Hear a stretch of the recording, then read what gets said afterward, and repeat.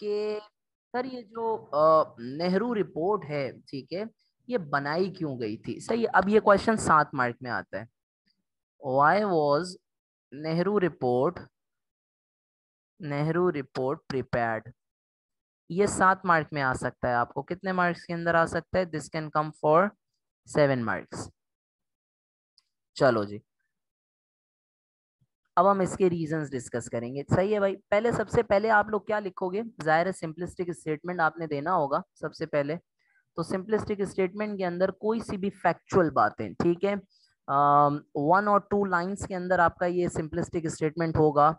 और कोई सी भी फैक्चुअल बातें, ठीक है, जैसे for example Nehru report was devised या proposed by Motilal Nehru at in the conference organised by the all parties of India, इस तरीके से। सही है, वो ये बातें कहाँ से आ सकती हैं? 1 2 बातें ये यहाँ से, कोई से भी फैक्ट्स बेसिक। ठीक हो गई बात।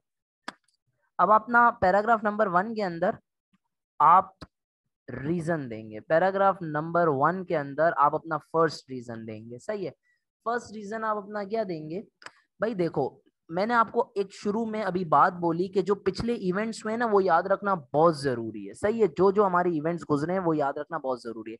अभी कौन सा इवेंट हमारा गुजरा है? आप बोलोगे सर साइमन कमीशन गुजरा है। तो अब सीन सुनना जरा। देखो, साइमन कमीशन की जो टर्म्स एंड कंडीशंस थी उनको ओपोज करने के लिए हिंदूज ने और सारे इंडियंस ने मिलकर ये एक रिपोर्ट तैयार की, कॉन्फ्रेंस करवाई जिसके अंदर ये रिपोर्ट तैयार की गई। सही है, साइमन कमीशन को ओपोज क्यों करना था? बिकॉज उसके अंदर कौन थे?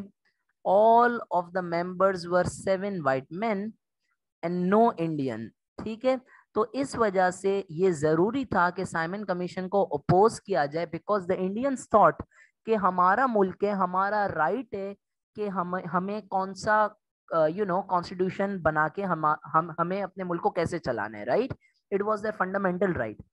लेकिन साइमन कमीशन के अंदर अनफॉर्चुनेटली सारे गोरे लोग थे, तो इंडियंस ने ये इंसल्ट ली और इंडियंस ने सोचा भाई अब तो हमें साइमन कमीशन को ओपोज करना है। तो इस वजह से इन्होंने क्या बनाई? नेहरू रिपोर्ट। ठीक है, दूसरा रीजन पैराग्राफ नंबर 2 के अंदर आप क्या बात करेंगे? दूसरा रीजन नेहरू रिपोर्ट बनाने का ये था, भाई ये आप इसको ऐसे सोचो, मैं आपको बोलता हूं कि आपका मुल्क है पाकिस्तान और आप प्राइम मिनिस्टर हो या आप कॉन्स्टिट्यूंट असेंबली संभाल ले हो, आपका काम है कॉन्स्टिट्यूशन बनाना। तो बेटा बिल्कुल इसी तरह उस वक्त के जो इंडियंस लोग थे उन्होंने सोचा ये हमारा बुनियादी हक है। ठीक है, इंडियंस ने क्या सोचा? इंडियंस ने ये सोचा कि ये हमारा बेसिक पॉलिटिकल राइट है। ठीक है, Indians thought it was their basic political right. ठीक है, it was a basic political right to devise a constitution for their own, to devise a constitution for their own. समझ में आ गई? तो इस वजह से उन्होंने क्या किया? इस वजह से उन्होंने किया, एक रिपोर्ट तैयार की गई और उन्होंने जो है ना वो साइमन कमीशन को जो है ना वो एक तो अपोज का रीजन है और दूसरा ये है कि ये इंडियंस सोचते थे ये हमारा it is our basic right. Just a second, I will just pause for a second. Continue, time जाया नहीं करते। सही है, हम पढ़ने बैठे हैं, ऐसे टाइम जाया हो जाएगा नहीं तो। Okay, all right. तो नाउ इंडियंस थॉट कि उनका ये बेसिक फंडामेंटल राइट है कि उनके पास खुद का एक कॉन्स्टिट्यूशन होना चाहिए। ठीक हो गई बात? तो इस वजह से उन्होंने नेहरू रिपोर्ट पास की, सारी पार्टीज आपस में मिली और उन्होंने जो है ना वो नेहरू रिपोर्ट पास की। ठीक है, अब हम थर्ड रीजन की तरफ आते हैं। थर्ड रीजन क्या था? देखो भाई, पैराग्राफ नंबर 3 के अंदर आप रीजन नंबर 3 लिखेंगे।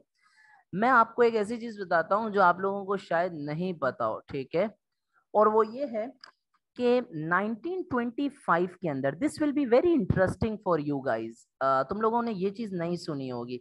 1925 के अंदर, ठीक है, मिसेस बीसेंट ने इंडियंस, ये कौन थी? ये खातून थी जिन्होंने इंडियंस को हेल्प किया था एक कॉन्स्टिट्यूशन बनाने में। ठीक है, help Indians to make a constitution, to make a constitution. समझ आ गई बात?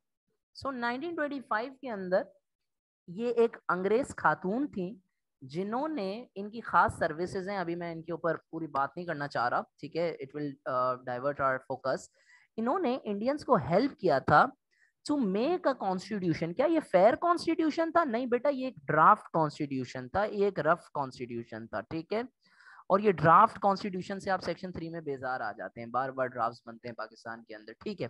एनी हाउ, तो इंडियंस ने ये सोचा कि इस खातून ने हमारी इतनी मदद की है, so let's capitalize on her efforts, इनके एफर्ट्स को आगे लेकर जाएं।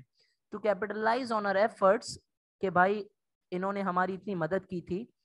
अब 3 साल बाद इंडियंस को ये ख्याल आता है कि हमें मेहनत करनी चाहिए, और जो हमने 1925 के अंदर एफर्ट्स डाले थे, ठीक है, अब उसको ऑफिशियली एक प्रॉपर एफर्ट के थ्रू एक कॉन्स्टिट्यूशन बनाया जाना चाहिए। इस वजह से उन्होंने नेहरू रिपोर्ट बनाई। ठीक हो गई बात। तो ये हमारे 3 रीजंस थे कि why was Nehru report prepared. ठीक है, पहला रीजन साइमन कमीशन को अपोज करना था। दूसरा रीजन क्या था? दूसरा रीजन था कि इंडियंस को ये लगा, they thought that it was their basic political right. And the third reason was that कि 1925 के अंदर मिस्टर बीसन ने पहले एफर्ट्स डाले थे, and to capitalize on her efforts 1925 में ड्राफ्ट कॉन्स्टिट्यूशन बना था। और अब इन एफर्ट्स को पक्का करने के लिए हमने क्या किया, हमने जो है ना वो एक पार्टीज कॉन्फ्रेंस ऑर्गेनाइज की, और अंडर मोतीलाल नेहरू हमने नेहरू रिपोर्ट को प्रिपेयर किया। ठीक हो गई बात। ये हमारा 7 मार्क का क्वेश्चन आ सकता है on this question, what was the Nehru